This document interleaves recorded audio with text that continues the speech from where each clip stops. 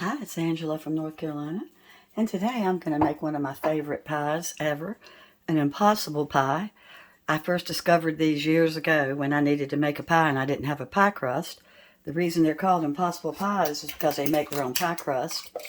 So the first thing you do is you put your 3 beaten room temperature eggs in your bowl. This pie can be made in a blender or in a stand mixer if you use your little whisk. The second ingredient is 3/4 of a cup of white sugar. Everything just dumps in.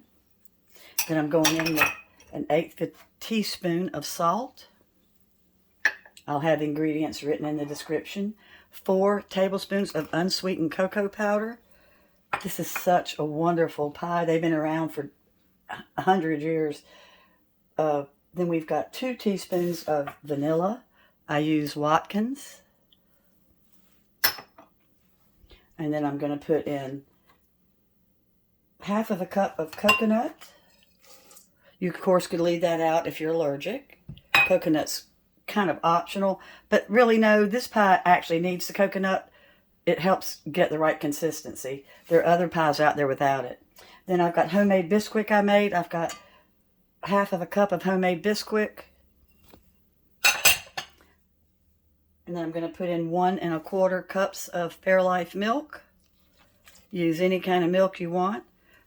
And then here I've got softened 2 teaspoons of cut up unsalted butter. It's unsoft, all right. No, it's soft. And then I'm going to mix this all up for 1 minute. I'm going to spray with my Carlini.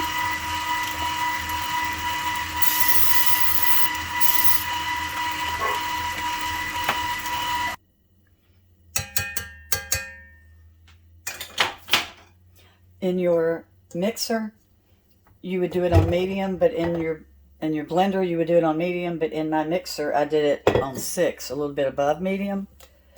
I can still see a tiny little bit of butter, but that's okay. All right, so that's going to cook at 350 for 25 to 30 minutes. And like I said, that little bit of butter is going to cook down. Well, the pie's out of the oven, and it took a little bit longer than usual. And I'm going to say that it really is better when you put it in the blender. It took it a little bit longer, I think, because I didn't blend it. I just didn't feel like pulling my blender out, because the original recipe does say put it in a blender. But that's not going to affect the way it tastes. It's just affected the way it looks. But it tastes better than fudge. Thanks so much for watching, and I hope you're going to enjoy it if you give it a try. Impossible pies are a lot of fun, particularly if you don't have a pie crust. Bye-bye.